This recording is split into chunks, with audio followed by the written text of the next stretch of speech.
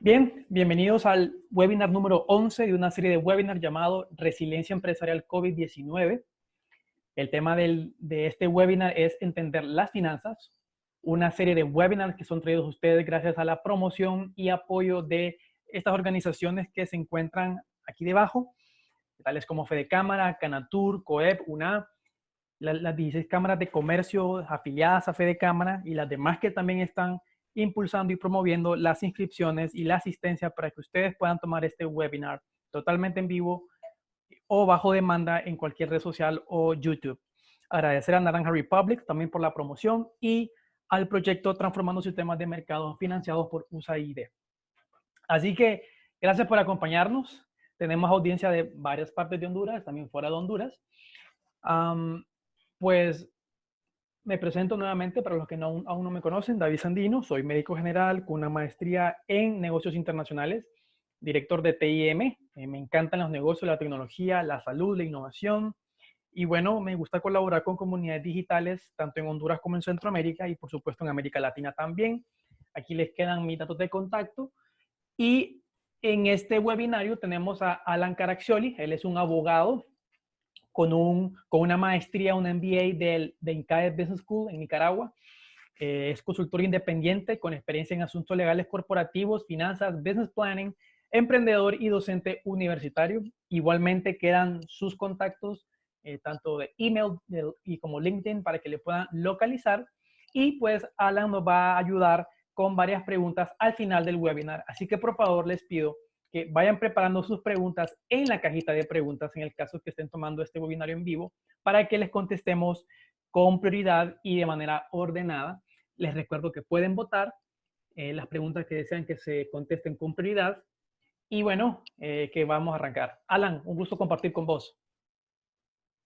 Igualmente, David, nos vemos al final de la presentación. Listo, gracias Alan. Y bueno, vamos a comenzar hablando un poco de la agenda. Vamos a hablar en este webinario de el concepto de capital e intereses. Vamos a hablar de qué es un producto financiero, qué son los costos y los márgenes de productos o servicios, presupuestos y ciclo de financiamiento.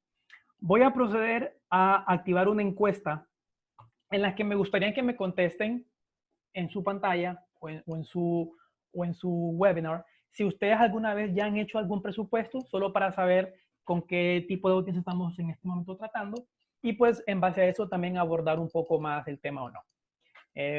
Y por último, el ciclo de financiamiento de las compañías, especialmente aquellas que son digitales.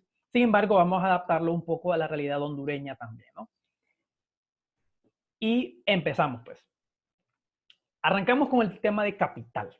Bueno, el capital, su concepto es aquel activo financiero, que puede ser un fondo de depósito obtenido de múltiples fuentes de financiamiento, y que este capital lo podemos encontrar en los negocios en tres formas: como capital de trabajo, como capital social y capital de deuda. El capital de trabajo, aquel que usamos para comprar inventarios, para comprar maquinaria, para internacionalizarnos y para tener la operación de la empresa. El capital social, aquel que es aportado por los socios fundadores de la compañía y que forman parte de la estructura societaria de la empresa. Entonces, ese es el capital social. Y tercero, el capital de deuda que podemos obtener como préstamos, líneas de crédito, tarjetas de crédito y todo aquel instrumento que nos permita generar capital, pero que tenga una deuda. Ya vamos a hablar un poco al respecto posteriormente. Ahora, ¿qué es el interés? Bueno, los intereses son el costo del capital en sus diferentes formas de adquisición. Si es un capital que hemos obtenido por préstamos, pues el costo de este préstamo es el llamado la tasa de interés, la cual se da de manera anual y se saca mediante los días utilizados esa cantidad de capital. Si es un capital que se obtiene por aporte de socios a una estructura societaria, que vale la pena decirlo siempre, debidamente constituida, el repago para estos socios que han aportado es mediante distribuciones o dividendos. Y con esto, pues, hablar un poco de la diferencia de capital y deuda. El capital, nuevamente, es aquel activo financiero o valor financiero de activos, como el efectivo, cuentas de depósitos, así como también maquinaria y equipo de producción. Y la deuda son aquella cantidad de dinero en préstamo de una parte a otra, la cual debe ser repagada en cierto tiempo y usualmente con algún interés. Ahora vamos a hablar sobre vehículos financieros e instrumentos financieros. El vehículo financiero es el conjunto de recursos, de bienes o derechos de un grupo de inversionistas que se entregan a un tercero para su gestión en valores u otros instrumentos financieros, que es lo que usualmente hacemos con los bancos. Ellos poseen vehículos, los cuales administran y se los dan a segundos y terceros como préstamos. Y este vehículo financiero usan algún tipo de instrumento financiero, que también se denomina producto financiero, los cuales pueden ser, por supuesto, el efectivo, el derecho de propiedad en una entidad o el derecho contractual de recibir y entrar efectivo u otro producto financiero que defina el administrador. Y bueno, todo esto se debe tener debidamente calculado, debidamente estudiado y, por tanto, los tipos de instrumentos que nosotros debemos tener en cuenta son de dos tipos. Instrumentos de inversión e instrumentos de financiamiento. El de inversión es el que yo espero un retorno a mi favor de esto que estoy invirtiendo, por supuesto. Y dentro de esta categoría poseemos la renta variable. Es aquella en la que yo puedo invertir, por ejemplo, puedo invertir en bonos, puedo invertir en acciones, puedo invertir en certificados de depósito, puedo invertir en divisas.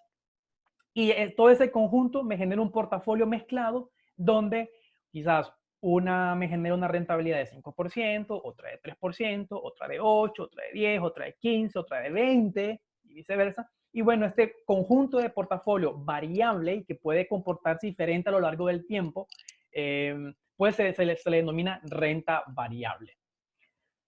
La renta fija es aquella que no importa qué pase, se va a mantener de manera muy estable el retorno que yo voy a tener a lo largo del tiempo en las inversiones. Y pues en renta fija usualmente tenemos los bonos tanto de gobiernos o bono de empresas, pues dan un cupón que de manera anualizada y en pagos trimestrales o semestrales, depende de cómo lo hayan definido en el prospecto de emisión, de la cantidad que hemos invertido en ese bono, nos dan a nosotros un interés, por así decirlo, como renta fija anualizada. Derivados. Los derivados, pues, son contratos o inversiones que se derivan de un activo, por ejemplo, café, se derivan de maíz, y pues yo trazo los derivados e invierto en ellos y también va cambiando su precio a lo largo del tiempo. Entonces, invertir en derivados es un tipo de instrumento financiero de inversión. Planes de pensiones. Pues bueno, hay aportes mensuales, ordinarios, extraordinarios, del colaborador, de la empresa, durante los meses y el año, y a lo largo de un tiempo todo este interés compuesto y estos aportes acumulados, pues me van dando un mejor desempeño en el fondo de pensiones, el cual yo eventualmente puedo retirar cuando ya estoy en mi edad de retiro y hacer uso de este fondo de pensión. Los fondos de pensiones funcionan porque el dinero que se aporta, la entidad que lo administra lo está utilizando para invertir en proyectos que pueden generar alta rentabilidad, que puedan permitir repagar a lo largo del año y del tiempo el dinero que yo he colocado en mi plan de pensión. Así que también el plan de pensión es un instrumento de inversión. Luego, los seguros también, si eventualmente yo tengo asegurado un producto o algún tipo de activo y sucede una fatalidad, pues el hacer uso de mi seguro me permite que la pérdida en el caso de precio de acciones, pues yo pueda cobrarlo y según ciertas cláusulas activarlo y pues no perder dinero o más bien ganar dinero.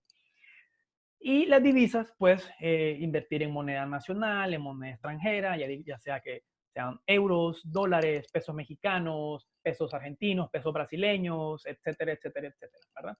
Entonces, las divisas también tienen sus tasas de interés diferenciadas según el país.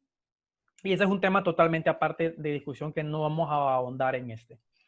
En cuanto a instrumentos de financiamiento, tenemos préstamos, que por supuesto la mayoría de los que estamos presentes hemos estado expuestos a algún tipo de préstamo, ya sea préstamo de consumo, préstamo para comprar una casa, préstamo para nuestra empresa, préstamo para comprar vehículo, préstamo para pagar deuda, préstamo de capital de trabajo, etc., ¿no? Entonces, es aquel en el que sencillamente adquirimos capital y damos una garantía, o hay alguna garantía de por medio.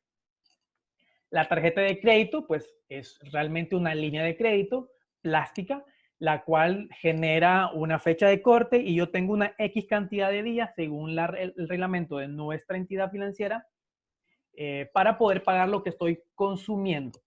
Así que también, bien utilizada, la tarjeta de crédito le puede beneficiar a una pequeña empresa, microempresa, que no es elegible aún a ciertos préstamos, por así decirlo. Luego los avales, pues si yo no logro pagar, mi aval va a permitir que pague y me sirve de garantía para lograr un financiamiento. Entonces esto también es importante, especialmente en aquellos que no son elegibles para obtener préstamos. Luego viene el concepto de leasing. Leasing está más orientado para compra de activos y de maquinaria a largo plazo. Y consiste en lo siguiente. Supongamos que yo quiero remodelar mi flota de vehículos de mi empresa de transporte, por dar un ejemplo. Sin embargo, yo no quiero comprar y descapitalizarme comprando toda esta flota de vehículos nuevos. Entonces, yo acudo a un departamento de leasing o a una empresa de leasing en nuestro país o nuestra zona y ellos hacen la compra por mí, el activo es de ellos y yo se los rento con una cláusula que en cierto tiempo yo les puedo comprar ese activo a un precio mejor o sencillamente devolverlo y ellos me dan un equipo nuevo. ¿Qué logramos con el leasing? Lo que se logra es tener mayor liquidez y permitir que siempre el equipo esté actualizado y esté nuevo y no hagamos un desembolso tan fuerte al inicio. Y por supuesto, no hay garantía de por medio.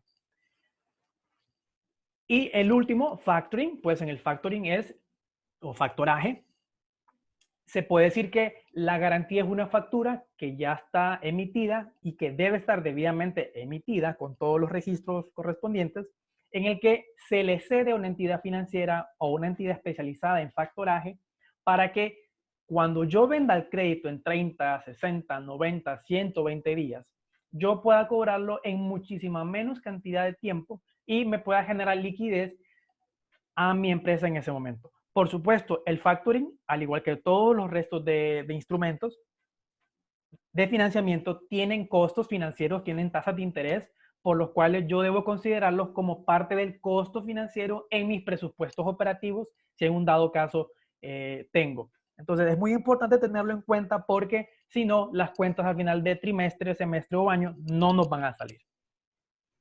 Bien, vayan por favor preparando sus preguntas en la casilla o en la caja de preguntas y respuestas. Ahora, vamos a hablar de los costes y márgenes de producto. Usualmente hablamos del margen de ganancia, tanto para productos como para servicios. Y el margen de ganancia lo que nos indica es la rentabilidad de un producto, de un servicio o de un negocio en general. Usualmente se expresa en porcentaje y mientras más alto es, pues mayor ganancia se tiene. El margen puede ser de dos maneras, un margen bruto y un margen neto. El margen bruto aplica a un producto o servicio reduciendo los costes directos sin costes adicionales al negocio. Es decir, el coste directo, compré un producto, lo revendí y tengo una cantidad de dinero que me gano en ese momento. Ya vamos a hacer un ejemplo posterior. El margen neto es que al margen bruto se le restan los costes extras en el que el negocio incurre. Ya vamos a ver un ejemplo. Y bueno, supongamos que ustedes compran un producto por 500 lempiras o el equivalente a $20 si nos están viendo de fuera. Ustedes van a aplicar un factor de 3 veces al precio de compra para revender al público. Ojo, que esto es un ejemplo. Puede ser menos el factor o puede ser más. Quiero preguntarles, ¿cuál es el precio al cliente final? ¿Cuál es el margen bruto? ¿Y cuánto es el margen neto? Bueno, vamos a responder cada pregunta una a una. El precio del cliente, si dijimos que es 3 veces el costo, pues 3 por 500 va a dar 1500. Para efectos prácticos, vamos a asumir que nosotros vendemos 5 veces un producto que vale 1500, cuyo costo fue 500. Entonces, si yo hago este cálculo, yo tendré un costo total de 2500, 500 por 5 son 2500, por las 5 unidades. Tengo un ingreso total de 7500 y una ganancia bruta, la cual se calcula de la siguiente manera. Ingreso menos costo es igual a 7.500 menos 2.500, me da 5.000. Tengo una ganancia bruta de 5.000. Ahora, ¿cuánto es el margen con respecto al ingreso total? Bueno, el margen bruto anda alrededor del 66-67%. ¿Cómo se saca esto? La ganancia bruta o margen bruto es el ingreso menos el costo entre el precio final por 100. Entonces, recordemos, vendimos 5 unidades que costaron 1.500, eso nos da 7.500 lempiras, menos el costo de las 5 unidades, cada una costaba 500, multiplicada por 5 son 2.500. Esto nos da de ganancia 5.000, recuerda, y estos 5.000 yo lo divido entre 7.500 para que me dé 0.667. Esto lo multiplico por 100 y me da el porcentaje, que es 66.7 o redondeado 67%. ¿Qué quiere decir este margen a nivel porcentual? Quiere decir que de cada 100 lempiras que yo venda, voy a ganar aproximadamente 67 lempiras con ese producto. Eso es lo que quiere decir. Ahora vamos al margen neto. El margen neto dijimos que es la resta de todo el conjunto de costes adicionales que no tienen que ver con la venta directa del producto o del servicio. Y dentro de este puede estar el pago de nómina a los vendedores o las comisiones, costos administrativos, pago de local, pago de energía, pago de préstamos, según dado caso los tuviéramos. Y para efectos de este ejemplo, vamos a asumir que el costo de ventas ha sido de 350 lempiras, que el costo de administración ha sido 250 lempiras y que el préstamo son 100 lempiras, dando un total de 700 lempiras por producto como coste extra. Por lo tanto, si yo tengo 700 por 5, me da 3.500 en costes. Por lo tanto, el margen neto, si recuerdan, teníamos unos 5.000 lempiras aproximadamente de margen bruto, a los cuales yo les debo restar estos 3.500 para que me deje un margen neto de 1.500 lempiras. Y este margen neto, si lo quiero un porcentual, pues hago lo mismo. Divido 1.500 entre 7.500, eso me da 0.2, lo multiplico por 100 y me da el 20%. Entonces, por eso es que logramos ver que a veces hay productos que se le ganan bastante, pero que el empresario con una pequeña empresa quizás no calculó bien esto y en los margen netos está perdiendo. El margen bruto quizás es alto, pero el margen neto empieza a ser aún menor o se están pasando en el presupuesto operativo. Entonces hay que tener cuidado en esto. ¿Y qué quiere decir? Quiere decir que de cada 100 lempiras que venda en el negocio, voy a ganar 20 lempiras. Esto, por supuesto, asumiendo que vendo solamente este producto, que estos costos persisten iguales y que el precio del producto se mantiene igual sin dar ningún descuento, ¿verdad? Entonces, y lo hacemos de manera simplificada para evitar cualquier tipo de confusión. Espero que este ejemplo les haya quedado mejor. Así que no pueden ustedes decir que porque tienen 500 lempiras de costo y lo vendieron a 3.500, ustedes están ganando 300%. No pueden decir eso. Eso está incorrecto. El margen de ustedes es 66%. Entonces hay que calcularlo mejor porque este es un error bien común que cometen muchos empresarios cuando se le consulta su margen. Le estoy ganando 300%. Ojo, es probable que lo estén calculando mal, ¿verdad? Entonces, para que lo tengan bien pendiente. Aquí igual les quedan las fórmulas para que las puedan consultar y les dejo un link de detalle para que puedan leer más sobre ello. Ahora vamos al presupuesto. Y bueno, el presupuesto es una estimación de ingresos y gastos en un periodo determinado y que debe ser revaluado de manera periódica. Y aquí usualmente no se hace, no reevaluamos el presupuesto o mantenemos un presupuesto desde hace 2, 3, 4, 5 años. El presupuesto se debe hacer al menos una vez al año, se debe reevaluar y se debe someter a discusión entre los socios o el personal directivo que está a cargo de la empresa. Los presupuestos, por supuesto, no deben ser necesariamente hechos solo para empresas. Lo podemos hacer las personas cuando queremos sacar nuestro presupuesto de casa, nuestro presupuesto de estudios, de alimentación, de entretenimiento, etcétera. Y hay que saber, obviamente, en qué estamos gastando y qué estamos ingresando como ganancia. Las empresas, por supuesto, es vital tener un presupuesto operativo, el presupuesto anual o trimestral para los proyectos o para las ventas, eso es muy importante. Igual los grupos, si hacemos un grupo de viaje en el que nos vamos quizás de turistas varios, pues es importante saber cuánto vamos a gastar de combustible, cuánto vamos a gastar en el viaje, en alimentación, en estadía, si comprando en grupo logramos algún tipo de descuento. Entonces, es importante también tener el presupuesto para tener esto bien claro. Los gobiernos también, indistintamente sea a nivel central, municipal o sus dependencias, poseen presupuestos anuales, los cuales ellos están ejecutando. Y bueno, el presupuesto se debe implementar en cualquier acción que requiere ingresar y egresar dinero. Siempre que ocupemos gastar y recibir, hay que hacer un presupuesto. Entonces, para que lo tengamos en mente. Y veo que el 70% de la audiencia de este webinario, pues, alguna vez ha hecho un presupuesto, los felicito, excelente. Hay un 30% que no. Sin embargo, vamos pues aquí a mostrar algunos ejemplos. Y bueno, esta es la manera de consolidado. Este es un presupuesto en el que yo tengo mis ingresos, mis gastos y el saldo que me queda, que es los ingresos menos los gastos. Yo tengo un estimado, tengo un real y una diferencia. Supongamos que en los ingresos estimados suponiendo este mes, yo estimo 63.300 lempiras de ingresos.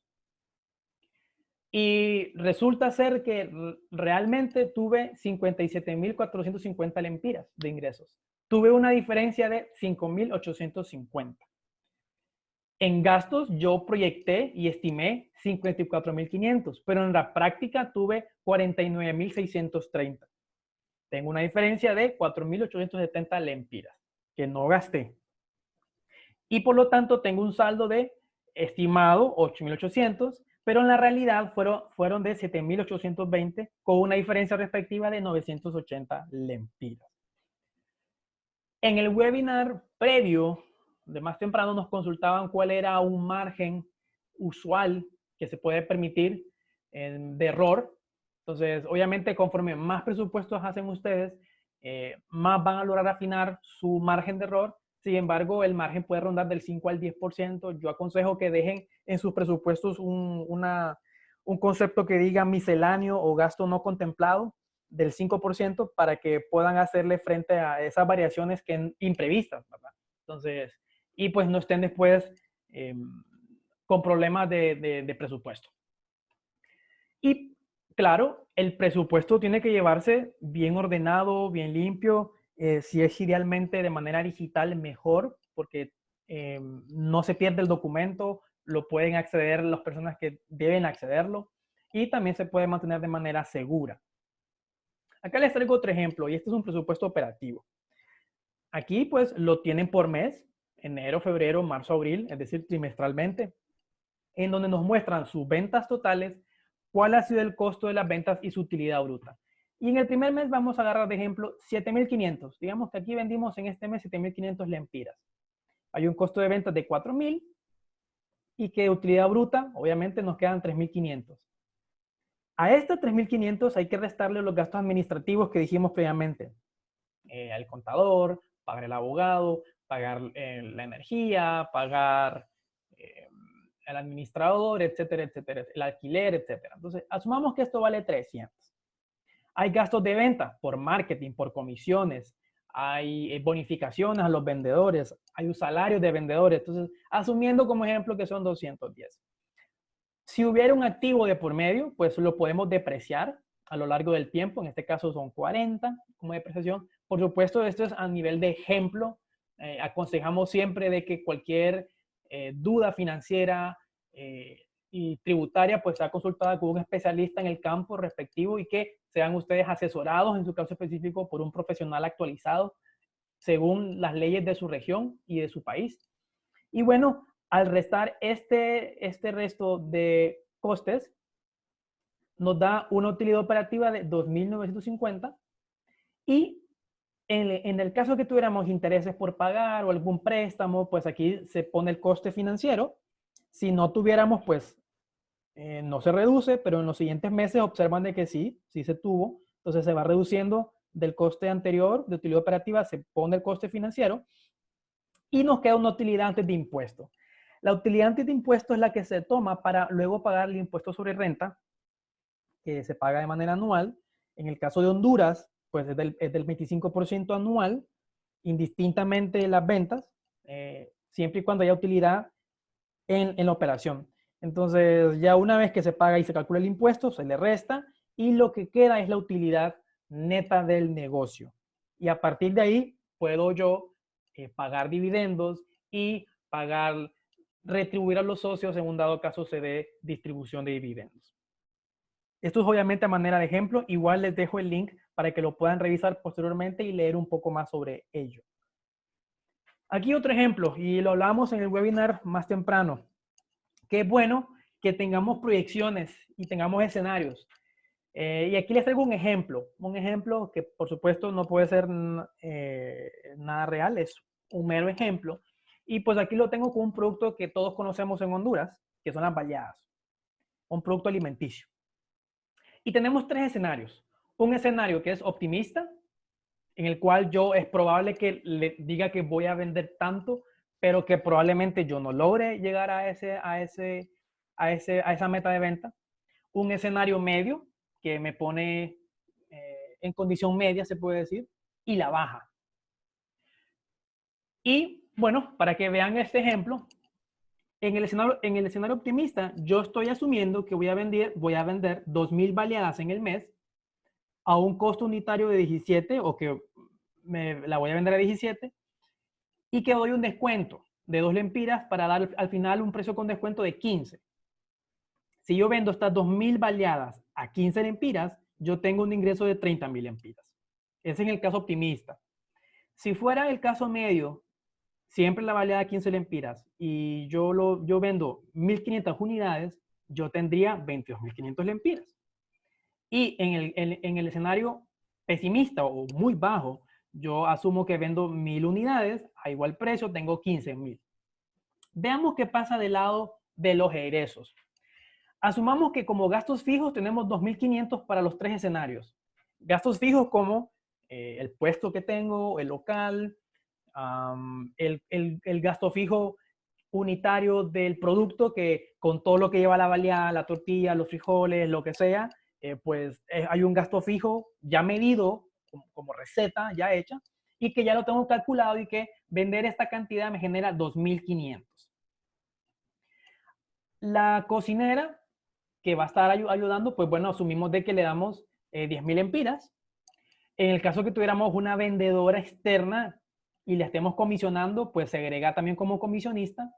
En el caso que aceptemos tarjeta de crédito y nos cobren un porcentaje de la transacción, pues bueno, también hay que calcular según la venta el porcentaje de transacción negociado con nuestro banco nuestra entidad financiera, la cual también debe colocarse, y saber cuánto estamos o cuánto nos tocaría aportar en relación al volumen de ventas de industria y comercio. Si ustedes observan, la sumatoria de estos gastos nos da, para el mejor de los escenarios, el optimista, 13.700. Para el escenario medio, 13.512.5. Y para el escenario bajo, 13.175. A nivel de ejemplo, por supuesto, aquí pueden variar varias cosas más. Pero a nivel de ejemplo, si ustedes observan, aunque yo vendí bajo y me quedé con la proyección pesimista, lo que yo estoy ingresando supera la cantidad de mis costos. Quiere decir que aquí, aunque estoy ganando poco, me permite seguir pagando la operación y seguir siendo sostenible. Y esto es muy importante que ustedes lo sepan. ¿Qué pasaría si en estas 1.000 unidades yo en vez de cobrar 15 cobrara 10? yo aquí tendría un ingreso de 10.000 y una pérdida de 3.175. ¿Qué debo hacer ahí? Reajustar el precio, ¿verdad? Entonces, yo no puedo saber esto si no tengo de manera ordenada mi presupuesto de ingreso y egreso, y con esto yo logro ver lo siguiente, que si yo me esfuerzo por solamente llegar a mi mínimo 1.000, estoy dejando de recibir esta otra cantidad como 22.500, llegando a un punto medio, porque mis costos no se elevan mucho, como ejemplo, asumiendo que mantengo la misma operación y estoy preparado con la cantidad de ingredientes para vender 1.500 baleadas en el mes. Yo estoy gastando lo mismo, lo venda o no lo venda, con la variación respectiva en industria y comercio y la tasa de transacción que corresponda, ¿verdad? Entonces, aquí donde es importante la economía de escala y el intentar crecer lo más rápido que se pueda para que nuestros costos persistan iguales, pero nuestros ingresos se incrementen. Entonces, les dejo este ejemplo para que lo tengan como referencia. Ahora, vamos a ver brevemente las etapas de financiamiento de un proyecto. De entrada, quiero pedir disculpas porque esta gráfica está en inglés. Y pues bueno, esta es la más idónea para explicar. Usualmente este ciclo de financiamiento se usa más para compañías emergentes, especialmente en tecnología, pero los ciclos aplican para cualquier industria y cualquier sector. Así que pongamos atención un poco. La línea vertical nos dice la cantidad de ingresos. Mientras más alta, más ingresos. La línea horizontal me dicta el tiempo. A la más derecha, pues mayor tiempo ha pasado. Hay una etapa en la que se llama capital semilla. El capital semilla está conformado por los triple F, que son los amigos, familia y audaces o tontos, se puede decir, que en inglés es friends, families and fools, y los inversores ángeles. ¿Qué ocurre en esta etapa? En esta etapa, usualmente los proyectos cursan algo que se llama el Valle de la Muerte. El Valle de la Muerte es los ingresos son ceros o son nulos y yo tengo pérdidas y aún no soy sostenible, pero estoy en el desarrollo del producto. Entonces, usualmente en el primer año o los primeros 2 años, para el caso de Honduras, estamos en el Valle de la Muerte. Muchísimas compañías emergentes, indistintamente del sector, en estos primero o segundo año pueden morir. Una vez se logra pasar de esta, nosotros podemos entrar a la siguiente categoría en la que ya tenemos más ingresos, somos sostenibles, estamos creciendo, tenemos un producto validado, un servicio que sí tiene afinidad de mercado, etc.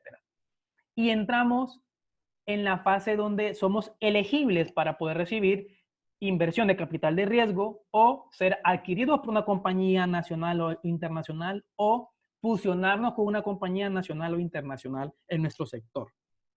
Y por supuesto hacer alianzas estratégicas. Y esta a la vez se divide en 2 subfases. En la fase temprana, en la que el capital que se inyecta es para de manera acelerada crecer la compañía. Hay una primera ronda de inversión, segunda ronda de inversión, la que por supuesto hablamos inversión, es decir, se cede un porcentaje de la compañía a cambio de ese capital, que permite que se vaya creciendo.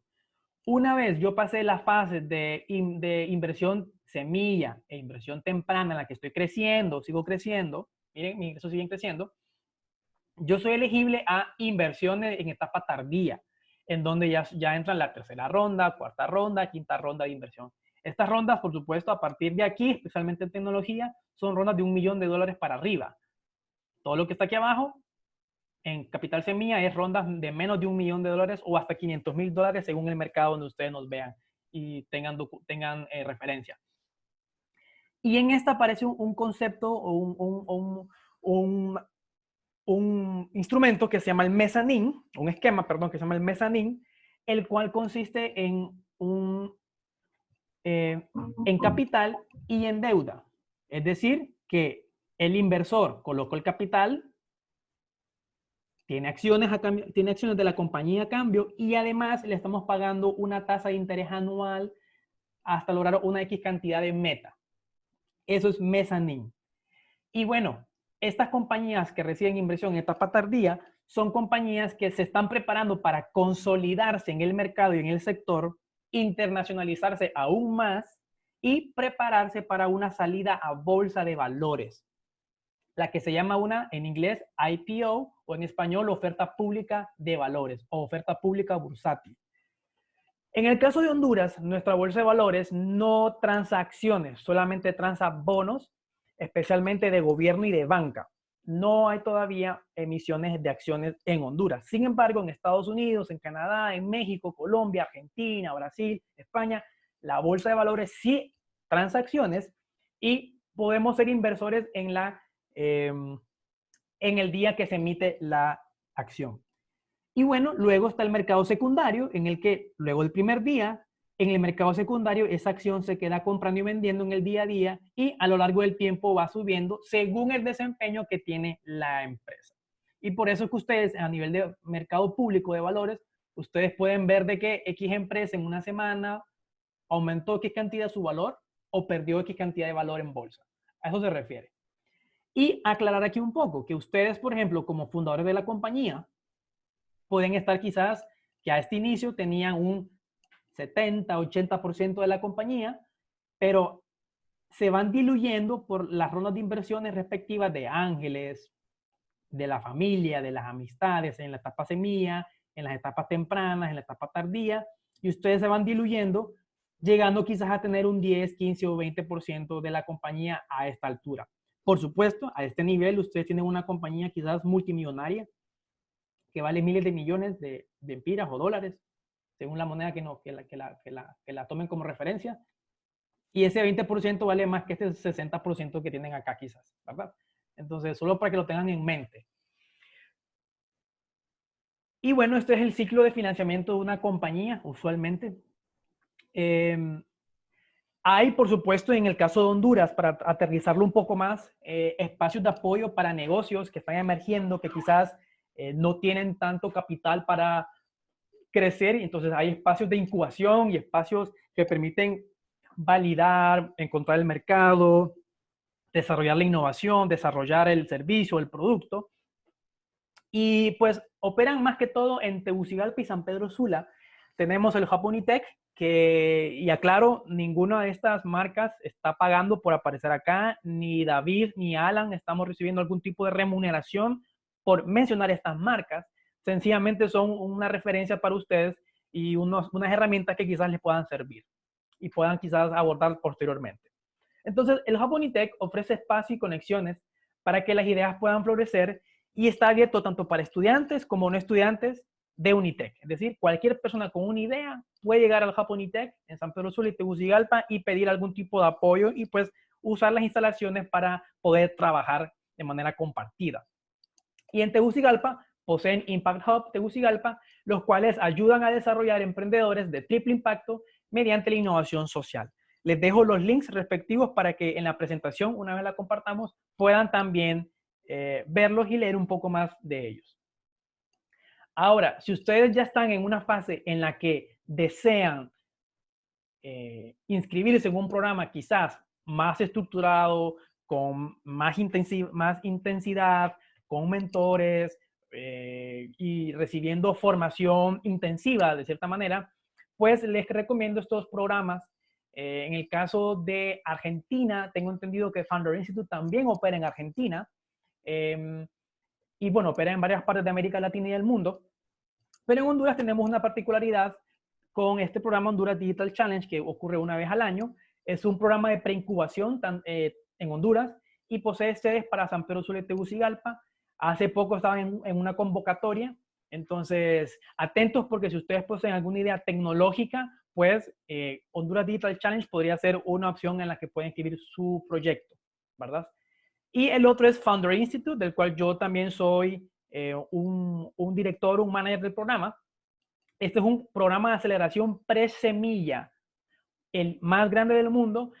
Usualmente es presencial y opera en ciudades. Sin embargo, por efectos de el COVID-19, vamos a lanzar en el segundo semestre del 2020 en Honduras un programa totalmente virtual. Y lo que este programa busca es de manera intensiva formar compañías exportables y duraderas en la que la tecnología sea un fuerte potenciador en su modelo de negocios. Así que si están interesados, por favor, revisen estos programas, revisen Founder Institute, que pronto que ya está abriendo, mejor dicho, convocatoria para que puedan inscribir su proyecto. Y bueno, comentarles un poco de herramientas. Herramientas, por supuesto, que deben ser digitales para que tengan ustedes todo en orden y pueda ser accesible desde el lugar donde ustedes se encuentren, ya sea que estén en su ciudad, en su país o estén de viaje, y puedan tener a la mano la información financiera a nivel personal o de su empresa, si así lo desean. Y vamos a empezar con herramientas de almacenamiento y de documentos. Ya en webinars previos las hemos comentado: Google Drive, Dropbox, Box, Mega, OneDrive, en los cuales ustedes tienen una cantidad de almacenamiento en la nube, la almacenan de manera segura y pueden consultar todas estas facturas, estos scans, estos documentos que ustedes elaboran, propuestas, etcétera, ¿verdad? Entonces, obviamente hay algunos con limitantes de capacidad, otros solo son pagas, y ustedes pueden valorarlos y revisarlos y ver cuál es la que se adapta a su necesidad. Igualmente, herramientas de contabilidad, tenemos a CloudBees y Sapphire Cloud. Son herramientas totalmente hondureñas que están cumpliendo fiscalmente con la facturación de Honduras. Entonces, si ustedes no han podido encontrar algún sistema de facturación, pues pueden usar cualquiera de estos dos. Hay muchos más internacionales, regionales, por supuesto. Sin embargo, yo soy de los que también me gusta promover lo nacional, y pues estos dos tengo el gusto y el honor de poder conocer a los fundadores y ser también amigo de ellos. Así que denle una revisada a los productos para que ustedes vean si se adapta a lo que ustedes necesitan. Y bueno, ahora sí, abrimos la etapa de preguntas y respuestas. Les recuerdo que contamos con Alan Caraccioli. Alan es un abogado y un MBA del INCAE Business School, que pues nos va a acompañar en la serie de preguntas y respuestas de este día, y que desde ya les digo que pueden votar las preguntas que más les gustan en la caja de preguntas, y que, Alan, vamos a darle inicio a las lecturas. Listo, David. Un gusto participar con ustedes por segunda vez en el día. Y démosle viaje a las preguntas, si querés. Con gusto. Leo la primera entonces. Nos dicen un espectador: ¿cuál debe ser el porcentaje de margen de utilidad considerable y recomendado? Nos pregunta. Bueno, aquí depende mucho de las industrias. Puede ir desde industrias desde el 2% hasta el 20%. En industrias específicas, y por mencionar, todas las tecnológicas y finanzas están arriba del 16%. Tecnología electrónica, los bienes de consumo, un 12% más o menos. Transporte, 10%. Estamos hablando de utilidad neta, de porcentaje. Servicios de consumo, 10%. Depende mucho de cada industria. Sí, por mencionar los más importantes, servicios de consumo sería un 10-12%. Y hay márgenes ilimitados en industrias tecnológicas, en servicios tecnológicos. La mayor marginación es en bienes no duraderos o bienes de consumo.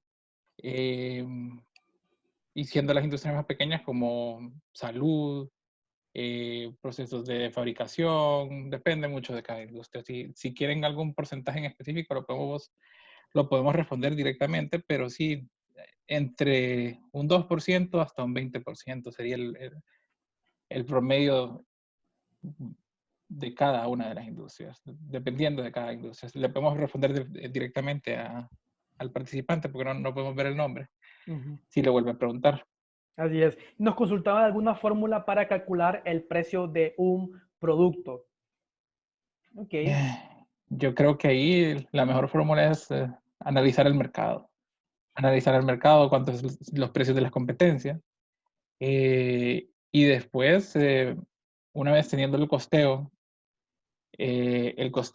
básico de una importación o de un producto, si lo elaboramos nosotros, sumarle el porcentaje de los costos operacionales, que alrededor, un costo operacional puede dar entre un 30%, los costos fijos, y sumarle un poco del costo de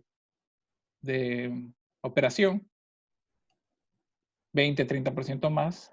Así puedes llegar a un precio de un producto. Acabo de leer la respuesta. Bisutería, diría que entre un 6 a 10%. Neto, el margen neto, aclaramos, ¿verdad? El valor, como ella puso bisutería, la margen de utilidad neta sería entre un 6 y un 10%. Excelente. Sí, no tengo más que aportar. Gracias, Alan, por tu comentario. Listo. Ocultar la pregunta si quieres. Sí, vamos a... Uy. Vamos a la siguiente pregunta. Nos dicen, los costos logísticos se toman en cuenta al calcular el margen neto, ¿cierto? Cierto. Marco. Sí, muy cierto. Sí, totalmente, Marco. Son partes de los Costos costos. operativos. Uh-huh. No sé si querés agregar algo más, Alan. Esa pregunta es bien directa. Sí, se le incluyen a los costos operativos. Excelente. Si Listo. quiere que le expandamos un poquito otra pregunta que la pregunta de Marco. Ok. Que por cierto hay otra debajo de él, ¿no? Hay otra Ajá. pregunta aquí debajo. El tiempo del Valle de la Muerte. Sí. ¿El tiempo del Valle de la Muerte puede variar según el producto o rubro? Sí. En el seminario anterior, David explicó que para las empresas tecnológicas, el Valle de la Muerte ronda por alrededor de un año y el Valle de la Muerte para empresas normales, alrededor de 2 años. Se ha comprobado mediante encuestas que empresas que empresas que no llegan al segundo año de operación, normalmente las empresas que no pasan el Valle de la Muerte mueren antes del segundo año. Primer año para tecnológicas, segundo año para empresas normales. Si quieres agregar algo más, David. Bueno, voy a agregar de que para el caso de la banca hondureña, especialmente aquí como criterio piden que la empresa tenga al menos 3 años de operación. Entonces, yo creo que podría concluir o deducir de que para la banca, cuando se pasa el tercer año, se ha pasado al Valle de la Muerte en Honduras. Excelente. Entonces, solo para complementar, ¿verdad? Porque hay mucha Sí. queja de que la empresa no es elegible, ¿sí o no? Entonces, excelente. Gracias también, Alan, por la respuesta. Hay que eliminar las dos que están. Sí.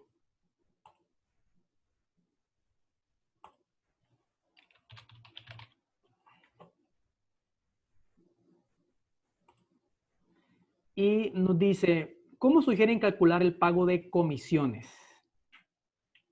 Si nos expandís la pregunta un poquito al participante, porque no puedo ver el nombre tampoco. Uh-huh. Depende mucho de las industrias. Y Depende mucho de mientras las industrias. vamos a responder la siguiente. Hola, quiero hacer un aporte. En los proyectos que inician desde cero y que pasan por la etapa de Valle de la Muerte, se debe considerar los montos que utilizaremos para el capital de trabajo, asumiendo que no se generen ingresos. Totalmente de acuerdo con Olman en ese punto. Alan, ¿algo que quieras Sí, aportar? comparto la misma posición. Hay que tener contabilizado al momento del desarrollo del business planning o del desarrollo de la idea de negocios, sufragar los gastos operativos por el periodo que vayamos a mantener la operación, la proyección de gasto de equilibrio. Todo esto se analiza en base a proyecciones de venta y a proyecciones de ingreso. Entonces, creo que comparto el aporte que hicieron, muy buen aporte, y no podría agregar nada más. Excelente. Nos dice Luisa, les recuerdo que pueden votar las preguntas para que aquella que ya está colocada y que se parece a lo que ustedes quieren consultar, la podamos ver con más prioridad a todos los participantes que nos ven en vivo. Nos pregunta Luisa, ¿a partir de qué momento se debe generar nuestro sueldo como gerente de empresa? ¿Desde la etapa cero? Excelente pregunta. Alan, tu opinión. ¿A partir de qué momento se debe generar nuestro sueldo como gerente de empresa? Si sos el emprendedor, depende mucho si es tu único emprendimiento. Si no tienes otra fuente de ingreso, queda a criterio bien amplio. Normalmente el dueño de la empresa, este es mi criterio, el dueño de la empresa tiene que esperar hasta la repartición de utilidades. ¿Por qué? Porque todo el dinero se debe reinvertir en la empresa. Ojo, es una opinión personal, Pero si no es tu único, si es tu única fuente de ingresos, yo creo que lo tenés que proyectar desde el momento inicial, porque sí necesitas una manera de ingreso, además de que el pagar salarios y el pagarte salarios a ti mismo te da un beneficio de escudo fiscal. Entonces, depende mucho, depende mucho. Yo, por ejemplo, en mis emprendimientos, yo no toco un centavo. No toco un centavo hasta que reparto utilidades. Pero tengo otras fuentes de ingresos. Entonces, también eso me da la flexibilidad de poder dejar todo el dinero dentro de las empresas. David. Excelente aporte. Pues yo al inicio, pues también yo no prefiero pagar, yo espero ser flexible, sin embargo sí tomarlo en cuenta como los potenciales ingresos durante el año, quizás no en el primer mes, segundo o tercer mes, pero si en el segundo semestre la operación me empieza a generar para poderme pagar, pues pagarse en mi segundo semestre o en el siguiente año. Pero sí, es importante que usted como emprendedora, Luisa, o como directora, pues se compense, quizás no mucho, pero sí se compense, porque si no, usted se va a desmotivar y no va a querer seguir, ¿verdad? Entonces, eso es algo que usualmente pasa. Y buscan otras cosas y dejan de emprender las personas. Esperamos haber respondido bien su pregunta. Gracias, Luisa. Muy importante su pregunta. Ya ampliaron la de comisiones, ¿verdad? Sí, Vendedor de servicios. vendedor de servicios. Ok. Yo te recomendaría entre un 20 y un 30% del valor, del margen de tu servicio. ¿Por qué? Porque le estás promoviendo a tu vendedor que tenga esa hambre de vender tu producto o de vender de tu servicio en este específico. Al promoverle esa hambre de vender tu servicio, en el paso del tiempo tus ingresos van a ir aumentando, a pesar de que le das una comisión del 20 o 30%, una comisión considerada bastante o considerada fuerte. Entonces, pero queda a tu criterio, entre un 20 y un 30%, yo creo que David puede ampliar alguna posición que él comparta. Sí, igual yo concuerdo con vos. Varía bastante, ¿verdad? Aquellos que ya reciben un salario o un ingreso de ventas estable más un componente variable de comisiones, pues la comisión puede andar del 2.5, 5%. Hay programas de afiliados en línea en el que yo puedo ofrecer por cada referido que logro cerrar, pues puedo dar 7.5, 10%. Sin embargo, si es algo que tener una red de, y ojo, que este 5, 7.5, 10% es bruto. Alan aclaró que él decía del neto, ¿verdad? Entonces yo digo del bruto. Entonces ya hay que hacer los respectivos cálculos, pero sí, yo también, yo lo apunto a un máximo del 10% neto, perdón, bruto, 10% bruto. Entonces, validar cómo le conviene la estructura a esta persona en el presupuesto. Sí, Gracias, Alan, también por tu aporte. perfecto. La siguiente pregunta más votada es de Heidi y nos dice, buenas, yo tenía planificado sacar un préstamo para la remodelación de mi hotel antes del COVID-19. ¿Ustedes creen que es buen tiempo en este momento para sacar préstamos de turismo en esta época o mejor espero? ¿Qué me recomiendan? Alan. Enfocándonos en el valor de las tasas de interés, esperemos un momento más. En el seminario anterior vimos una pregunta que preguntaban si iba a caer la tasa de interés. Probablemente va a caer, ya hubo una caída del 4.5 en ciertas áreas. Creemos que va a seguir cayendo. Yo sí esperaría un momentito. Ella está en industria del turismo. Estás en una industria que vas a tener que pensar mucho en la creatividad de cómo vas a vender tu producto. Y tus ingresos se van a ver disminuidos. Eso sí, tenerlo claro porque va a ser una de las industrias más afectadas por el COVID. Enfocarte en el mercado nacional, ser muy creativa.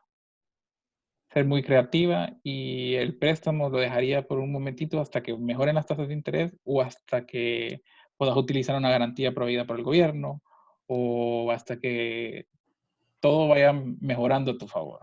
No sería el momento indicado ahorita, sino hay que esperar que caiga la tasa y que el gobierno entregue las garantías que en teoría van a aplicar.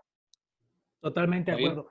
Totalmente de acuerdo con vos, Alan. Y por ello, dentro de 2 webinars vamos a hablar acerca de los programas de crédito que vienen y de estímulo económico que se trae para Honduras a nivel de gobierno, a nivel de banca en general. Vamos a tener una invitada de Banprovi, entonces por favor regístrense y estén atentos en jornada de 3 p.m. y 7 p.m. este próximo jueves, 30 de abril, en vivo, para que todo esto lo podamos aclarar mejor. Voy a agregar un poco más a Heidi. Heidi, yo concuerdo con Alan en cuanto a esperar a la bajada de tasa de interés. Sin embargo, yo también tendría en cuenta en el presupuesto general cuánto voy a ocupar, cuánto tengo de colchón, cuánto tengo de efectivo, cuánto espero la proyección pesimista y ver si yo voy a poder pagar un préstamo dentro de 2 o 3 meses que yo solicite. Entonces, y préstamos a 1, 2, 3 años, 5 años quizás, que me permitan en el primer año o los 2 años, según las estimaciones que se tengan en el sector turismo, que por supuesto ya se han empezado como a compartir, que en 1 o 2 años más o menos se espera que se va a terminar de recuperar a como estaba antes de COVID a nivel del mundo. Y que, bueno, usted tenga contemplado todas estas variables para que su presupuesto sea el más idóneo y le permita a usted también generar nuevos productos y servicios y permita salir de esta crisis económica que tenemos. Esperamos haber respondido su pregunta. Gracias, Heidi. Nos pregunta Babel. Buenas noches, mi consulta es ¿cómo hacer un plan de negocios? Bueno, tal vez David le da una noticia después, no sé, lo vamos a comentar después. Hay que hacer un proceso estructurado. Primero, definir ideas. Hay que ir descartando las ideas que no se puedan hacer por la falta de inversión o por no tener el capital. Hay que estructurar y definir cuáles son las ideas más factibles. Luego, hay que hacer como un cronograma de cómo vamos a desarrollar el negocio. Hay que ver los posibles partícipes en nuestro negocio, como cuáles, como proveedores, como clientes, cuál es nuestra red, nuestro networking. Lleva un proceso bien estructurado y un proceso de análisis bien largo. Creo que para eso ocuparíamos una sesión específica. Totalmente. Entonces, creo que es como que lo primero es ver una idea y tratar de hacer un cronograma y ver si nuestra idea tiene algún sentido para los demás, respondiendo bien escuetamente. Para eso hay Ok. Yo hay que igual, pues tocar un tema bien largo y profundo. de acuerdo, gracias Alan. Yo igual, y perdón que se entrecortó un poco, yo igual, es un tema para un webinar totalmente separado que hable del plan de negocio. Lo que sí le puedo comentar a la colega es que yo no aconsejo el plan de negocios de entrada para un proyecto. Yo le aconsejo cuando ya usted tiene un producto claro, un mercado claro, identificado y todo, ya bien descrito, porque va a ser más fácil para usted porque cuando usualmente se hace un plan de negocio de inicio, usted va a gastar muchísimas horas de estudio, muchísimas horas de redacción en un plan bien bonito, bien estructurado, pero que cuando usted lo sale a la calle a probar, se da cuenta que en verdad no tiene pies ni cabeza. Entonces yo hablo también por salir al mercado y validar las cosas, hacer pruebas pilotos rápidas, tener experiencia rápida y por eso el design thinking ayuda en estas fases. En los webinars previos miramos design thinking. Yo le aconsejo que lo vuelva a ver, por favor, y que haga experimentos y testeos rápidos con prototipos. Entonces, y en base a eso usted tenga data con la cual después hacer un business plan para crecer. Entonces, y ahí sí ya estoy de acuerdo que cuando ya se tienen métricas claras, ocupamos un business plan. Esperamos haber podido responder su pregunta. Y para poder apoyarla, si cualquier cosa, te podemos apoyar con el diseño del plan de negocios, me puedes contactar, pero ya con una pregunta bien específica. Y necesito que hayas hecho lo que David dice, ya tener testeado y haber hecho unas pruebas en el mercado. Y entender el mercado, haber hecho la exploración respectiva, de acuerdo. Gracias, Alan, y gracias, Babel, por sus comentarios y aportes. Nos dice un espectador, me ha pasado que soy elegible para préstamos de bienes muebles, como vehículos, pero no para un préstamo de un bien inmueble. Tengo mi empresa constituida, pago impuestos y tengo 8 años de operar. Una vez me ofrecieron un vehículo de lujo alta gama, pero me negaron un préstamo hipotecario. ¿Por qué pasa esto? Alan, tus comentarios. Creo que esta pregunta se la van a responder bien en el webinar de bancario, pero probablemente es por los flujos de efectivo. sin conocer todas las interioridades, puede ser por el análisis de los flujos de efectivo y por la continuidad del negocio. Ven que los flujos son inestables o se modifican con el paso del tiempo y pueden tener algún momento de iliquidez con una obligación de 10 o de 20 años. Probablemente, no conozco la realidad del participante, entonces si tendría que decir algo, podría venir por ahí. Yo agregando y también obviamente aclaro, esto no es un consejo financiero per se, es un más que todo comentario, ¿verdad? Al espectador. Lo que yo podría pensar preliminarmente es que el bien inmueble no es para uso de la empresa, sino de la persona. Es una casa para él, quizás. Entonces, este bien inmueble quizás se lo deniegan porque no va a ser usado por la empresa. Entonces, puede ser que el criterio de elegibilidad del parte de la entidad financiera sea ese, ¿no? Un bien Sí. inmueble para la empresa y no para el dueño en este caso. Entonces, Vos lo viste desde el punto de vista de que fuera para el dueño. Yo lo había visto sí, como que fuera para la empresa, pero sí, si es para la empresa y no te lo quieren prestar, probablemente es el flujo efectivo, no sé. ajá, Pues, correcto, así es. Para complementar la respuesta sin saber obviamente los detalles respectivos, que solo pero lo sabe el banco. que solo sabe el banco, por supuesto, ¿verdad? Entonces, esa Ujú. pregunta la puede hacer mejor en el webinar bancario, como también dijo eh, Alan. Gracias, Alan, por la respuesta y al compañero Ujú. también. Nos pregunta Mayra Pinto, ¿de qué depende que la tasa de interés emitida por la Comisión de Banca y Seguros sea modificada? Depende de dos situaciones, de la tasa de política monetaria y del encaje bancario. Ambas fueron modificadas en la respuesta del COVID, entonces por eso es que pronosticamos que va a haber una caída. Normalmente se tardan de 3 a 4 semanas en verse los productos financieros ya elaborados por los bancos. Entonces, cualquier decisión que vaya tomando tanto la Comisión como el Banco Central van a ir apoyando la disminución de la tasa de interés. Además de facilidades ya bien internas de los bancos que me imagino que las van a ver en el seminario posterior. Excelente, no tengo nada que agregar. Gracias, Alan, y gracias, Mayra, por su pregunta. Nos dice un colega, quisiera un consejo legal. Tengo una idea de negocio y quiero involucrar socios, dos socios además de mí, pero tengo miedo de participar con un tercero. ¿Qué recomiendan? Ese no va a ser respuesta legal, va a ser respuesta bien al análisis personal. Particular. Si tenés miedo, no lo hagas. No lo hagas. A veces el instinto o ese olfato nos lleva a tomar las decisiones correctas. A veces no, nos podemos equivocar. Legalmente sí te puedes proteger, ya respondiendo al consejo legal.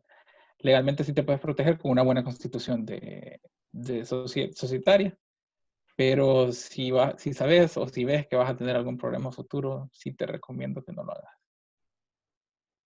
Yo comparto también con Alan el comentario. Si hay algún tipo de inquietud, pues ponga en pausa eso. Y yo aconsejo siempre tratar de descubrir por qué la inquietud, por qué está el miedo.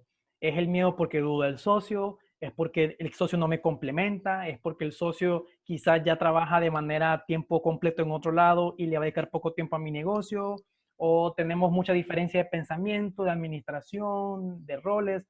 Entonces, esas cositas es muy bueno que lo discute usted con sus socios para no dejarlo en el aire, porque personalmente, y le hablo desde el punto de vista donde yo fuera uno de sus potenciales socios, a mí no me gustaría que usted me tenga en veremos cuando yo tal vez sí voy en serio. Entonces, siempre es bueno hablarlo con los respectivos colegas, con los potenciales socios, las intenciones, a dónde vamos, la proyección y todo, y ser claro y ser honesto, ¿verdad? Para evitar perder el tiempo de las personas, porque sí, es feo que quizás usted los tenga en pausa y ellos estén con toda la disposición de colocar dinero, colocar tiempo, estar full time y usted lo estén esperando. Tam- Entonces, ¿verdad? Entonces, esa es mi opinión muy particular de David también. También Esperamos creo haber que podido responder su pregunta. Alan. También creo que complementando tu respuesta, al final es qué va a aportar ese socio conmigo. Uh -huh. Eso es el punto más importante, porque a veces hay socios que están como de relleno, que no aportan nada a la sociedad, y más lo que se van a llevar a una utilidad o un porcentaje de la operación.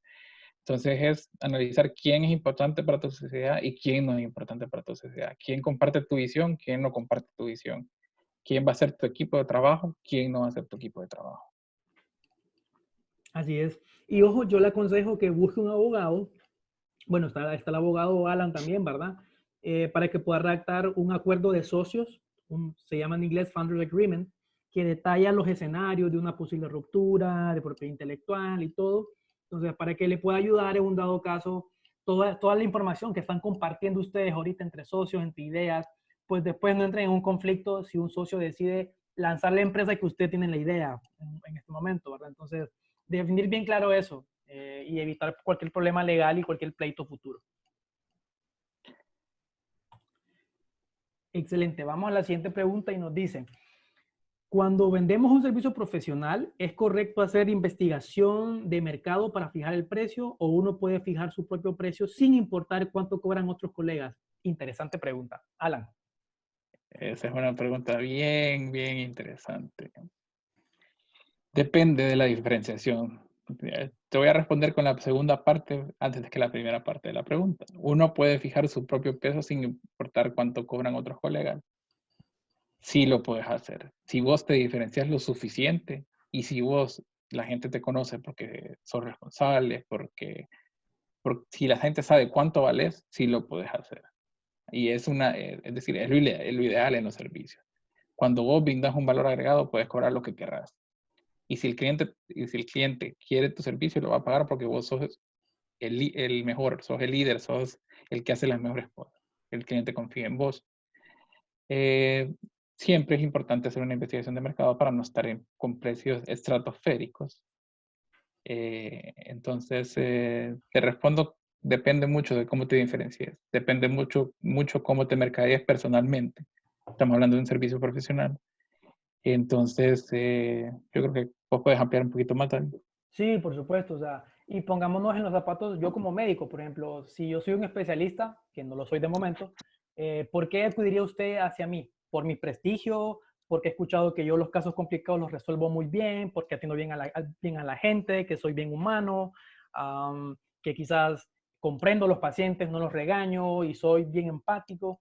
Entonces, usted tiene que tratar de empatizar con su potencial cliente y saber que además de conocimiento técnico usted le puede ofrecer, que a él le parezca y que decida irse por usted, ¿verdad? Entonces, eso es como un poco de ampliar en servicios.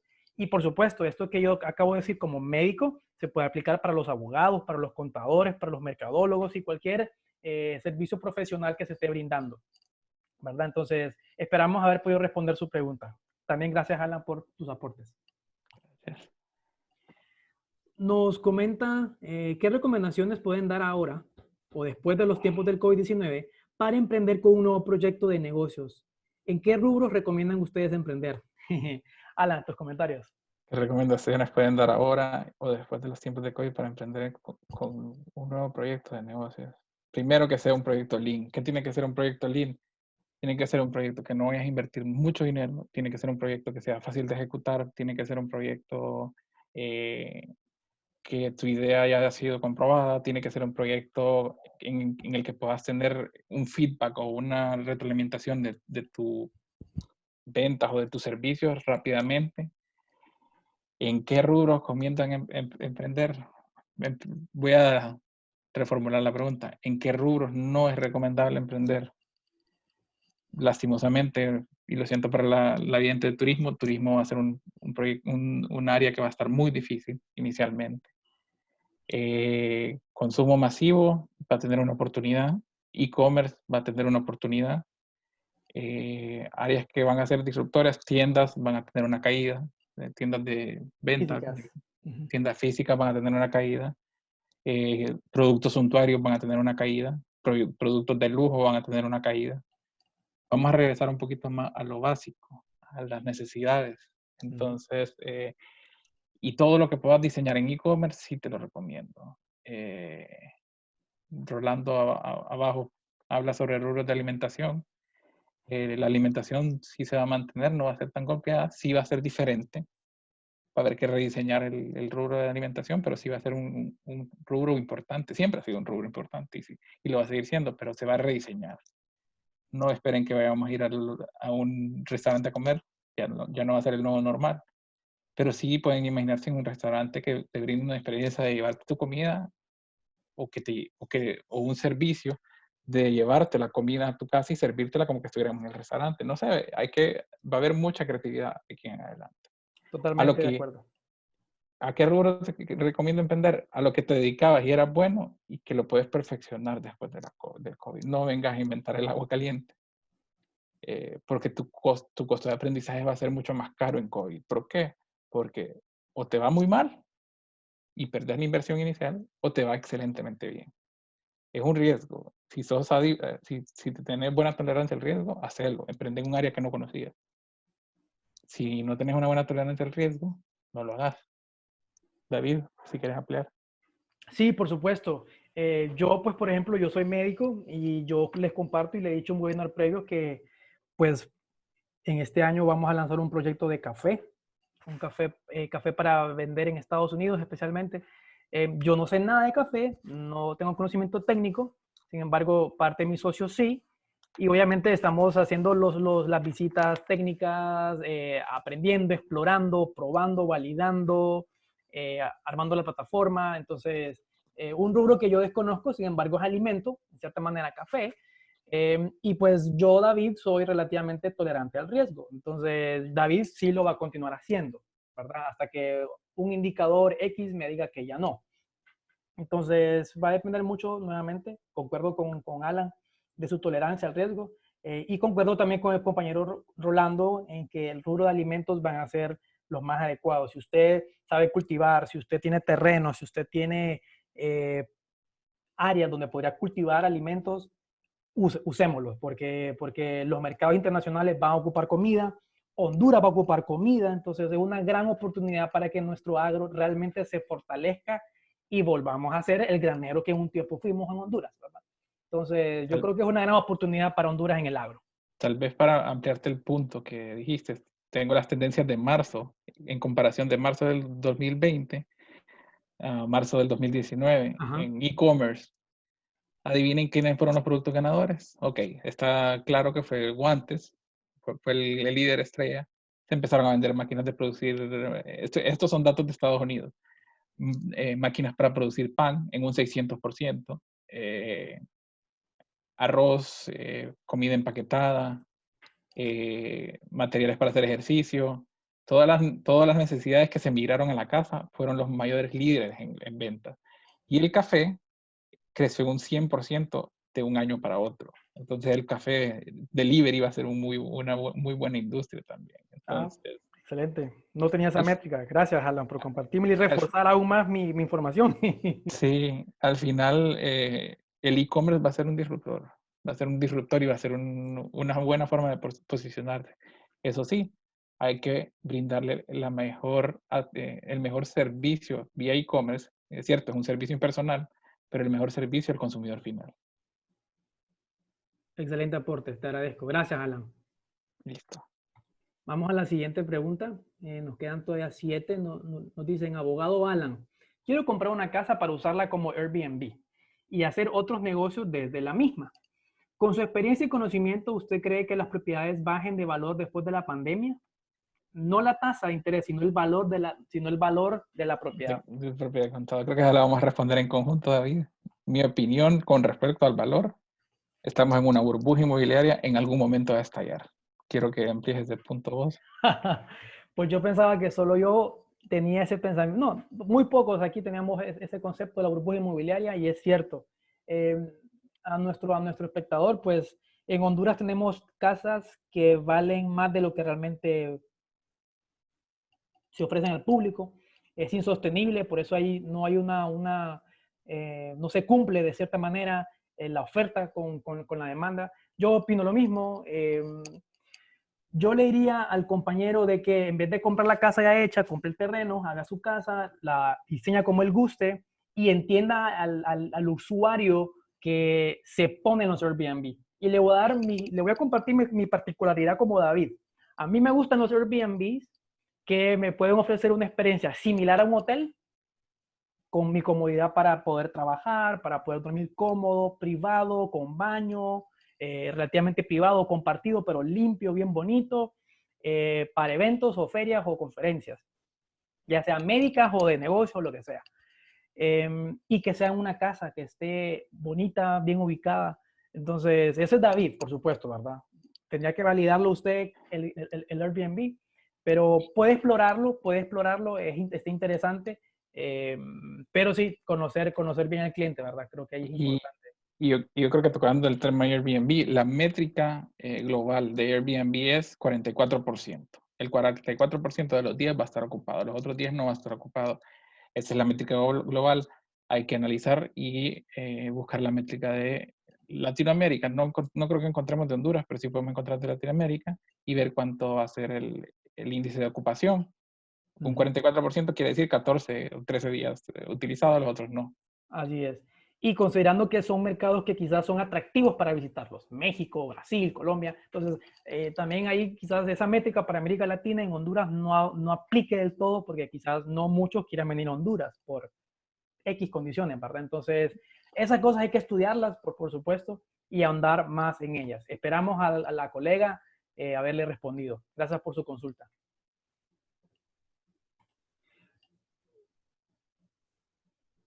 Nos pregunta Ashley, ¿qué porcentaje de ganancia es recomendado negociar con los inversionistas? Interesante. Alan, tu opinión.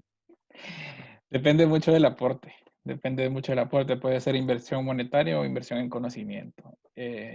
Al final yo creo que lo mejor es que hagan un diagrama de cuánto es valorado el trabajo, cuánto es valorado el conocimiento y cuánto es valorado el dinero. Normalmente los inversionistas no tienen las tres cosas. O tienen el dinero, o tienen el conocimiento, o tienen la ganas de trabajar. Entonces hay que hacer una distribución y hacer un proceso equitativo. Lo puedes hacer en una hoja de Excel, no te compliques. Y analizar qué es lo que aporta cada quien y cuánto se va a llevar cada quien. Gracias, Alan. Yo ahondando, pues, complementando, desde el punto de vista de tecnología, usualmente los inversionistas en las primeras fases se pueden llevar hasta un 20% del negocio invirtiendo desde 100,000 hasta $300,000, $250,000. En algunos casos, obviamente puede variar según el mercado, según la capacidad de negociar de la persona, pero anda más o menos en esos promedios. Y bueno, tenga claro de que al finalizar varias rondas de inversión, usted no va a ser la mayoritaria del negocio, van a haber otros que van a ser los mayoritarios, que van a dictar cómo se maneja la junta directiva de la empresa. Entonces, tiene que también saber negociar, manejar juntas o las boards, como se llama en inglés. Entonces, sin embargo, pues va a depender mucho de su negociación, Ashley. Pero yo le diría que un 20% es parte de un paquete inicial para recibir inversión. Ese sería mi comentario. Espero que le pueda servir. Nos dice Víctor, dada la crisis causada por el COVID, ¿cuál sería la mejor manera de utilizar la utilidad neta? Asumiendo que será menor al promedio, invirtiendo dentro de la empresa o guardarla en un banco. Alan, tus comentarios. Excelente pregunta. Volvemos a valorar el riesgo. Queda mucho de tu tolerancia al riesgo. Si sos cauteloso, lo guardarías en el banco. Si te gusta el riesgo, lo vas a invertir dentro de la empresa, en una nueva área del negocio, en una oportunidad que lo veas. Tiene mucho que ver de tu riesgo. Lo ideal lo puedes hacer 50-50, 50 lo guardas, 50 lo invertís. O si te gusta el riesgo extremo, lo invertís completamente. Tiene en un proyecto que has probado y que creas que tiene potencial. A veces hay que poner una inversión fuerte en algún proyecto, pero sabes que en 3-4 meses va a venir la inversión. A veces tenés que retirar toda la inversión y quedarte con el dinero ahí, aunque esté en el banco, que vas a ganar 100 pesos al mes. No son nada, pero te van a hacer, te sirve más tener el dinero para esperar esa oportunidad en específico. Entonces, depende de cómo vayas tanteando el mercado y depende de tu tolerancia al riesgo. Excelente. Sí, yo igual comparto con vos y no tengo más que agregar, Alan. Listo. Esperamos que la respuesta le sirva, Víctor. Saludos. Nos dice Jennifer Cook. Soy agricultor, siembro piña, pero me gustaría expandirme a las ciudades y llegar a más personas ¿Qué me recomiendan? Quiero empezar a procesar, pero no hay tantas capacitaciones para procesar, para procesos eh, como durabilidad y etcétera. ¿Qué me recomiendan para esto? Tus comentarios, Espérame, Ale. déjame. Releerla. Sí, ella quiere entrar en un proceso Procesar piña. Ya la de siembra, pero quiere... transformación. Ya no Ujú, quiere vender materia prima, quiere transformar ujú. la piña. Eh, Depende de cuánto sea tu inversión. El, Te va a dejar un margen mucho más grande procesar el alimento, mucho más grande, pero tienes que hacer una inversión significativa, tanto en empaque o en la máquina para procesar. La piña se va a vender como un valor, con un valor agregado. Una va a durar más congelada o etcétera, cualquier diseño que hagas con el producto final. Eh, Analizar mucho el costo de la inversión inicial. Ese sería mi consejo, analizar el costo de la inversión inicial. Siempre todo producto transformado va a tener mejores márgenes. Tenéis que hacer una prueba en el mercado si esos márgenes, esa diferencial de precios te lo va a soportar el cliente. Y es decir, yo todo producto que lleve una transformación lo promuevo, lo veo ideal. Pero vas a tener que tener feedback de los clientes, vas a tener que acercarte a tu cliente y ver si le gusta esa idea o ese proceso de transformación de la piña. Yo lo compraría, por ejemplo. Igual, David. Opino lo mismo y no tengo más que agregar que Alan. Gracias, Jennifer, por su consulta. Vamos a la siguiente y vamos un poco más rápido, pues ya por tiempo. Nos pregunta Ángela, ¿por qué es tan dinámico el mercado de los Estados Unidos y por qué no se integra esa característica a nuestros mercados para rotar más rápido los productos? Te Interesante dejo, pregunta. te Alan. dejo que inicie esa sí inicia la voz. Quiero escuchar tu opinión primero. Gracias, Alan. Bueno, en parte, perdón, Ángela, es por la cultura. Usualmente la cultura hispana, y eso es una opinión muy particular, no es una opinión o un comentario analizado o estudiado, pero es una opinión muy particular de David. Yo siento que la cultura hispana es una cultura temerosa y desconfiada. Entonces, ocupamos como estar más seguro de darle a hacer las cosas, ocupamos más demostraciones, no somos tolerantes al riesgo, tenemos una baja tolerancia al riesgo.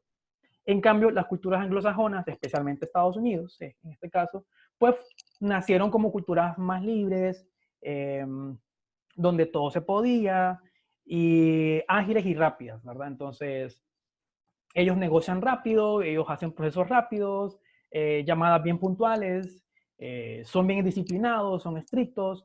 Entonces, estas características ayudan a que los negocios puedan prosperar.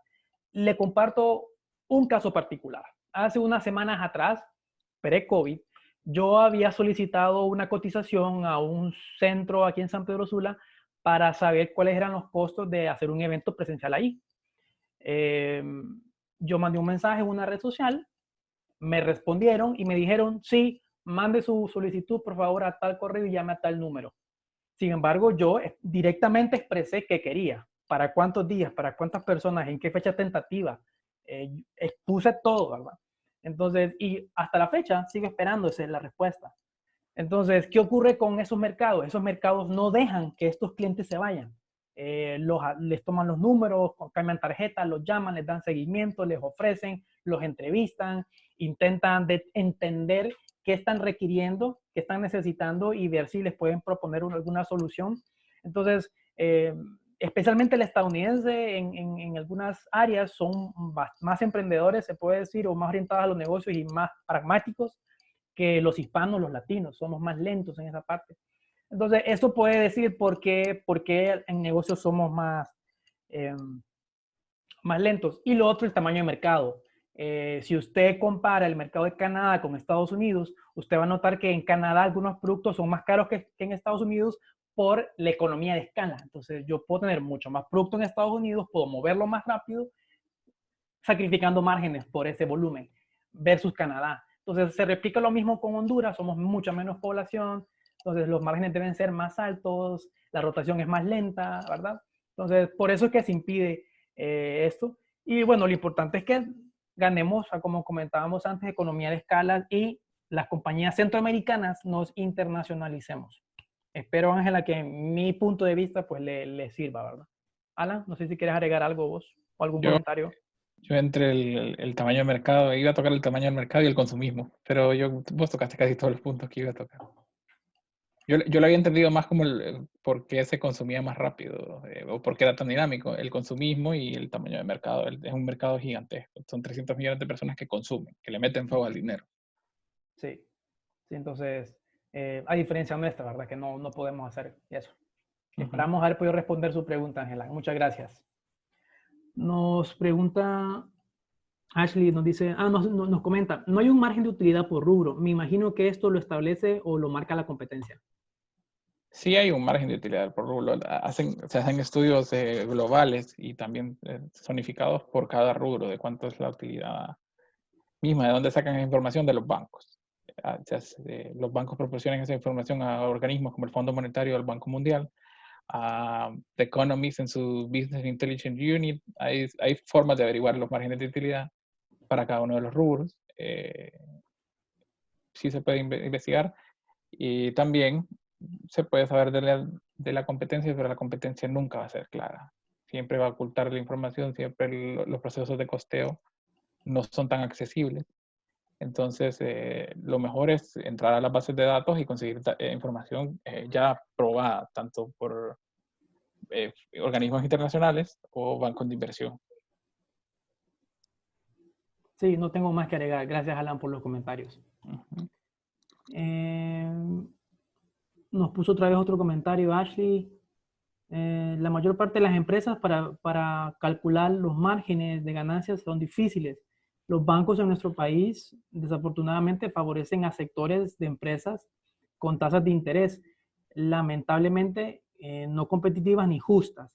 Y los volúmenes que se manejan es como pelear con un monstruo con pequeños. Es una carrera cuesta arriba. Rediseñaría la pregunta o el comentario es enfocarnos en el nicho que nadie está brindando. Uno sí puede competir con los monstruos, pero tenés que encontrar el nicho, tenés que encontrar un lugar bien específico. No competir en lo macro, sino competir en el valor de la diferenciación, en el valor agregado que puedas brindar.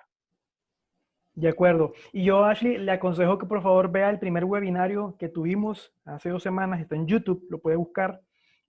Por favor, búsquenos en el canal como Thinkers Makers. Ahí va a ver los webinarios. El primero, yo comentaba acerca de los criterios de la innovación. Entonces, uno de ellos es la destrucción de un monopolio.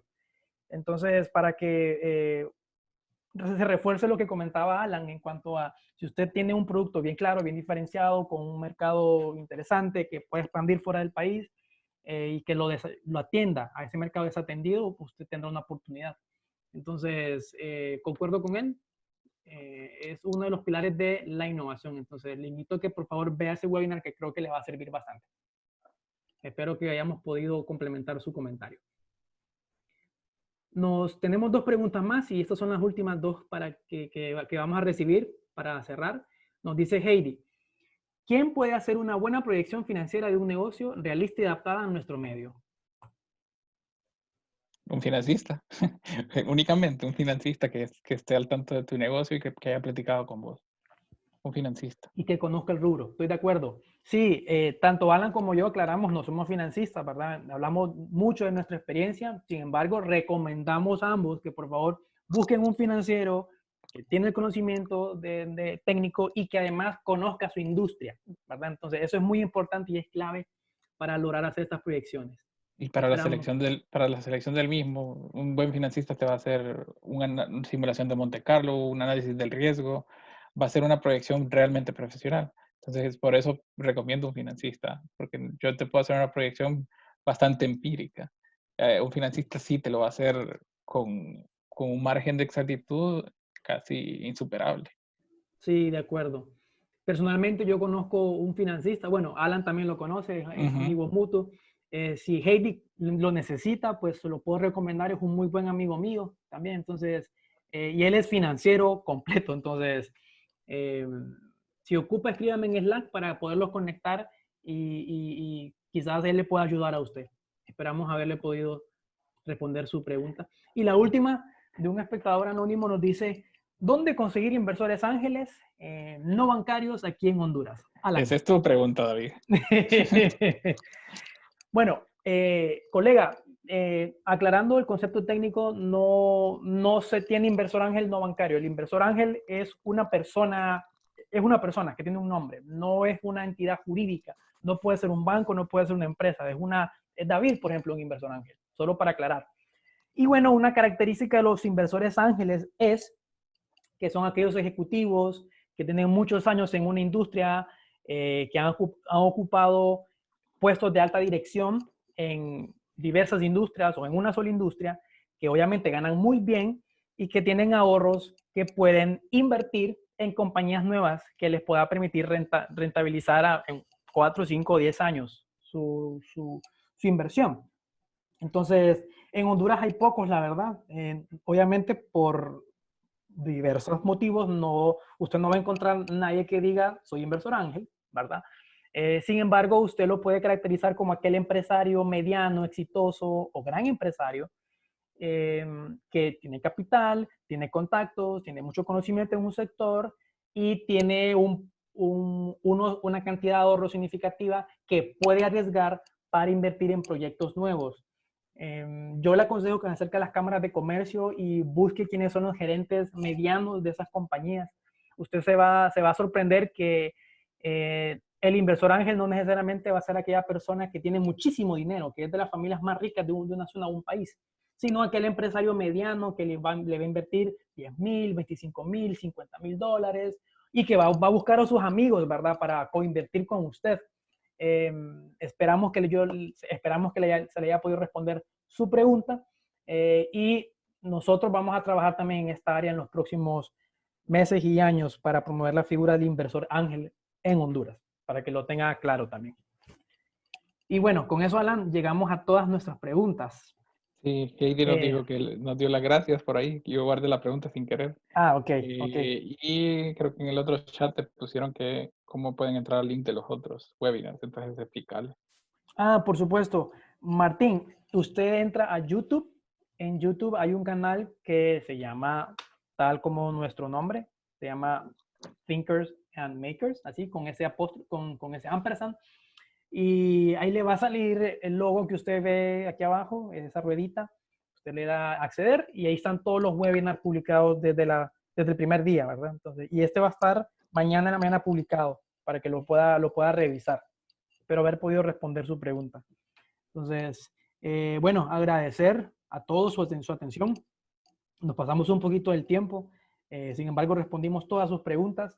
Agradecerle nuevamente a Fede Cámara, a Canatura, a Coeva, a UNA y a sus 16 cámaras de comercio afiliadas que nos están ayudando a promover estos webinarios para que usted, empresario que está en cualquier parte del país o fuera de Honduras, pueda tomar este contenido y lo pueda consumir como base para que mejore su negocio.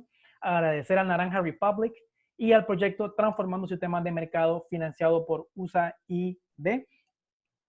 Alan, agradecerte a vos también tu espacio, tu conocimiento. Gracias por compartir con nosotros. Y gracias también a Martín Pineda y a Edwin Irías que nos acompañaron en este webinario para monitoreo y pues también para seguimiento con la audiencia. Así que gracias. Y Alan, tus palabras de cierre. Gracias por la invitación y estoy a las órdenes para lo que ocupe cualquiera.